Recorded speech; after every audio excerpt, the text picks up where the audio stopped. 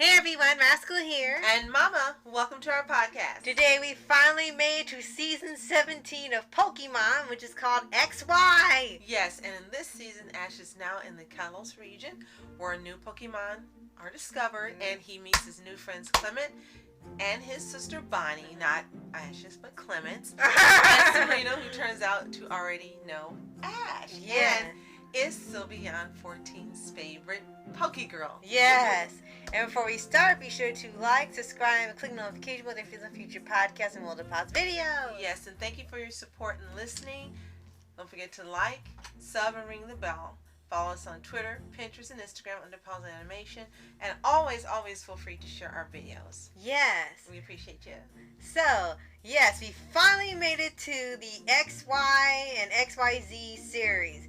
And these are considered, as we've heard a million times from other fans, these are the best seasons of the franchise before it got to the Sun and Moon and Journeys, of course. Yeah. And, yes, we absolutely loved this first season of XY. Yes. It was much different than we expected. Ash actually has on the cool clothes. Yes, he changes outfits every season, but these actually look like, hey, these actually something you would wear. It doesn't look like the same outfit color-coded change. Right. And as usual, get to see more of the new person who's traveling with Ash. Right. Or the new people, I should say, in this case. Right.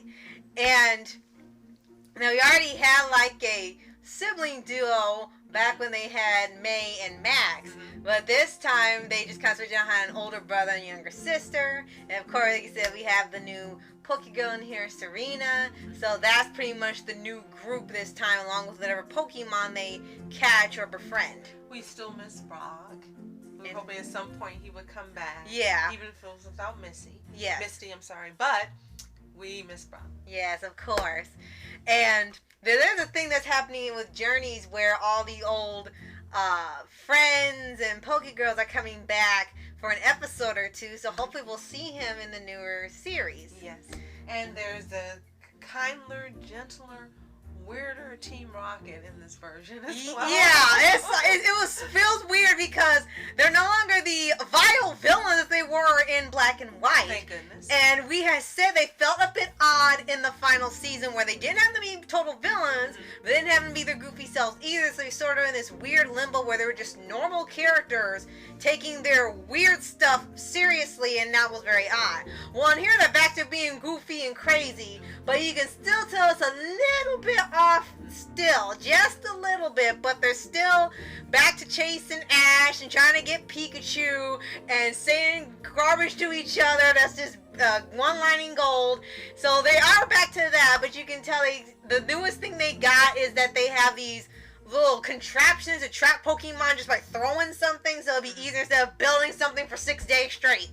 And Clement is an older to me version of Max. Yes. He's brainy, can figure these things out. Mm-hmm. He's kind of nerdy.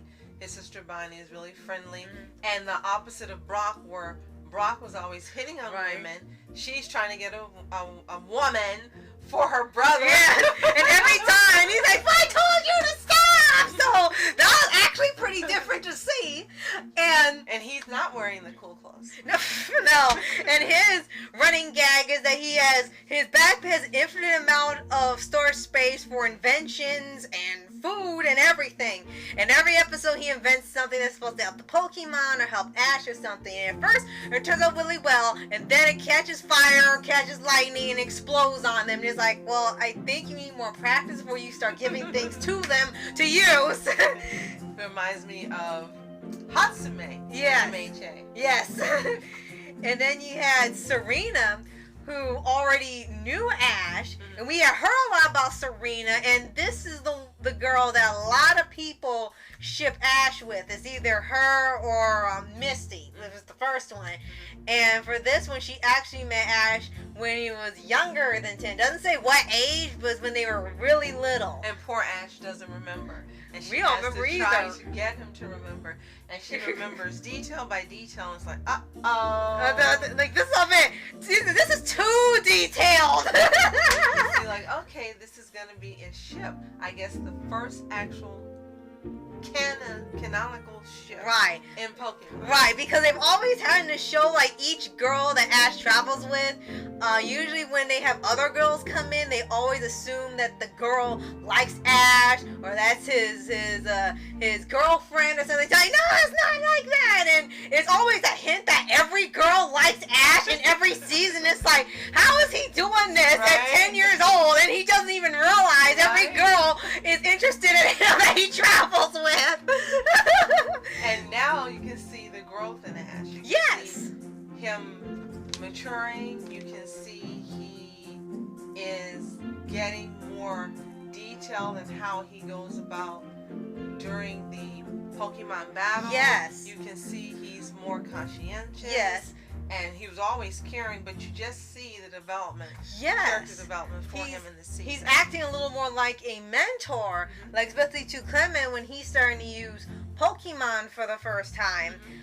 He knows now there's less times when he loses. He does lose every now and then, but there were fewer times he lost battles in here. And you actually have better strategies. You knew a Pokemon to go against others. You would have strategic plans and things. So, yes, there was such a vast difference between this and Black and White. In Black and White, he suddenly was back to being a rookie and couldn't figure out anything. And then here, it's like they heard it. They heard the complaints and fixed it immediately. Now, he has far surpassed the past seasons where he was training. And we heard that in this particular arc, lots of people thought that he was going to actually begin to grow up and be older. Yes. And go beyond 10 and become older and become a Pokemon master. Yeah. And that would have been terrific, especially based on just this first season 17 we've seen. Yes. We can just imagine how much more is going to unfold for him. We already know about Serena because Sylveon. Right. And we can't wait to see just how much better he gets, not only as a person, but as a Pokemon trainer. Yes. And another thing I'd like to point out is the animation. Now, every season, the animation kind of changes. Not in a bad way, but you can tell that they've gone into a new year or a new decade, and it's time for them to, get some cleaner animation, better drawings, more fluidity and things. And little by little, you can see every season changes the animation and improve and get that style that was there at the time with other anime or animation in the West. And one thing I always noticed in Pokemon is that it has a sort of set look each season. But when it gets to the movies, looks like they get higher quality animation, better hand-drawn animation. They really go all out in the action and the story and everything. Well, it looks like they took their movie budget that they would use for the films for the animation and put it into the show. Yes. Because the show's animation upgraded so well, it looks like the quality of a movie. Definitely. Because when we watch the movie, it looks no different from the show. They actually put in the extra money into upgrading it so they could pull off bigger moves and battles. So it's kind of looks like they really want to do something special with X, Y, and XYZ. And it starts with this season. Yes. And it's great because, as you said, they heard the complaints and they listened and they made the changes that you can see really made it a better series. And I know I keep saying I'm really excited about seeing the remaining 18, 19, and 20. Yes. I'm really excited about seeing, Yes. 18, 19, 20. It's 18, 19, 18, 19, yes. I'm really excited about seeing them because this was a fantastic season. And yes, 14 was a little rough for us, but 15 and 16 got better, and we liked the people that he traveled with, and we're still getting to know Serena here. Clement and Bonnie, as you mentioned, are so much like May and Max that you already like them because they just kind of use the same people, same personality. Yeah. And there was a point with Clement that Mama believed that the one who does Silent's voice I just sure did. stayed there and did the voice of Clement Sounds so and much didn't alike. change. Yeah, and it looks like it's two different people when we looked it up, but it's possible that we might be misinformed and it is the same guy. You can let us know in the comments. Absolutely. Because, yeah, he sounds just like Silent. Yes. And then, of course, you have all these new Pokemon in here. And here they kind of caught Pokemon a little faster than usual, which wasn't bad, which is a surprise that Ash got a couple or three Pokemon immediately in the first few episodes. Clement got a Pokemon or two that he saved one, and then when they tried to put it back in the wild, it wanted to go with him. They had the sister get a I think it's what I hope that's what it's called. It just sounds funny. It goes like, what's wrong with it? And Serena, of course, has her own Pokemon. She's trained with these Rhino type Pokemon at home, and they were trying to have a little more people that have familiarity with different Pokemon in here instead of just them learning as they go along. They had to have some established ones they're familiar with and know about, so when they come up in the show, you already have your resident expert on this X whatever Pokemon. And this is what I really was hoping for Master Journeys, which we're currently watching. Right. And we know you are too. And we were thinking that was going to happen, but this Ash is what we were expecting in Master Journeys, but instead, it's kind of like they've given Go Ash's personality and character growth, and Ash is just kind of hanging around seeing what's going to happen. Yeah. But this is the Ash I was expecting in Master Journeys. Yes. It's a really great version of him. It's fun to see, again, the growth. It's interesting. He's matured. Yes. And it's just really fun to see that they wanted to go somewhere higher and do a better job and really let the fans know, hey, we heard you, and it's kind of like they're saying, we're sorry, here's what we should have given you. Right. Here you go. Right. And for Team Rocket, they still actually end up having a couple episodes in here because they sort of had this thing with Black and White in the last season where they would be on this cruise ship. I think it was a cruise ship, right? Where they kind of went to these different little islands, like the Orange Islands, and they had to keep getting on and off and on and off. And then one day they just got tricked by Team Rocket into a fake ship, and they tried to have another Officer Jenny or a Nurse Joy, and they kept trying to do that in Black and White, establish guys that they wanted to have some guys that did the same thing and all their relatives looked alike, but it didn't stick, so they dropped that in here. So with Team Rocket, they had to have more creative ways of trying to get the Pokemon. So instead of just leaning them onto a ship or a van or something, like something's wrong here because Black and White, something looked really wrong with them looking in a black van. Right. So in here, they actually upped their disguises. They actually look better disguised, and there was a point where they pretended to be Pokemon dog groomers, and they were so into the role that they almost forgot to catch Pikachu. It's like, oh, she has a trophy in this, she has a trophy in that. I've never heard these awards. She's so unique that she gets the awards no one's ever heard of. and they really upped the Team Rocket episodes. They didn't have like a standalone episode where it's just them and Ash and the others do something on their own, but they still made them back to being the enjoyable episodes when you watch them because they had some really hilarious and creative episodes. And they upped it as well with the movie Diance. Yes. I know that's not what it's called. No, that's you're the right. Pokemon. I think it's Diance and the Cocoon of Destruction. And I wanted Diance. The movie was really good because with Black and White, you kind of had a detour, and they weren't as great as we were used to. But with this movie, it's like, they're back. Right. And we really enjoyed this movie. Right. The only movie we really liked from the Black and White series was Curium and the Sword of Justice. And not just because Vic Mignogna, it actually was a great movie. Well written. You're right. And for here, the first movie they did here, they went back to the formula of having a talking Pokemon in there and helping it and saving the world and everything. But this one kind of was more into the hands of, like, okay, we have a human villain, but not just one, not two, but three, plus a Pokemon, and they had to stop an evil Pokemon from destroying the world, and Team Rocket. And it was actually more than three because each was a set of two, and in one case, 3. Right. So like multiple groups of villains. Right. So instead of one person trying to take Diance, it was multiple. Right. And the reason why they wanted Diance was because she supposed to be legendary Pokemon that could create diamonds. That was the special power. And she can make them, but they're temporary. So when Team Rocket caught her, they just asked her to make the diamonds. And she did it. Yeah. And they were so happy. Yeah, like, oh, we're ready for rich. And then they disappeared all together. Like, what happened?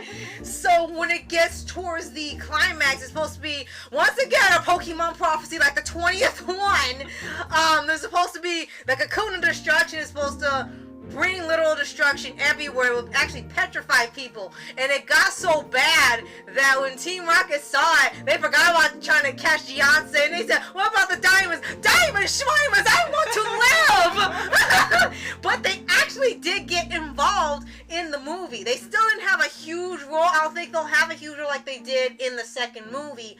But they were in the movie. They weren't background characters. They weren't just showing a shot and then doing something else altogether. They had interaction with Ash in this movie, unlike some of the movies where they were there but they never crossed paths. Right. Or in one case they didn't even know who Ash was. Like, how can you do that? Right. But yeah, this one they were involved in the movie. Right.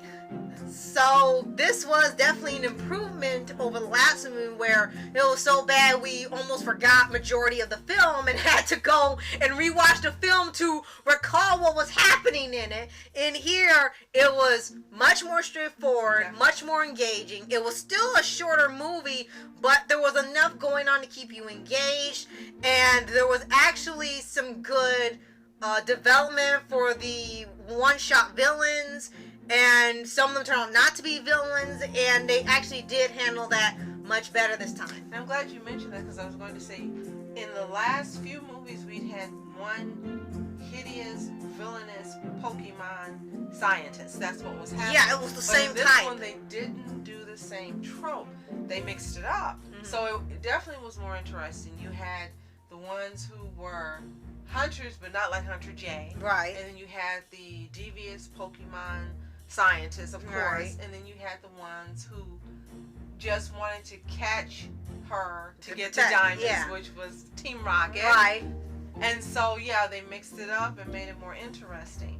And when everyone just started becoming petrified, you were like, whoa, because you didn't think it was going to affect Ash and the rest of them directly. They petrified Team Rocket, they petrified Pikachu, and all the people who were being chasing Diance were turned into stone. And it was like, oh my gosh. Yeah. The way they had it, only because you knew there was a 18 and 19 that it was going to have to be resolved. But I can imagine when people were watching this movie originally, you probably were thinking, oh my gosh, this is the end of Pokemon. Yeah. Because it looked like, from the way it was written, very well. Mm-hmm. And the progression of the movie looked like it was all over. Right.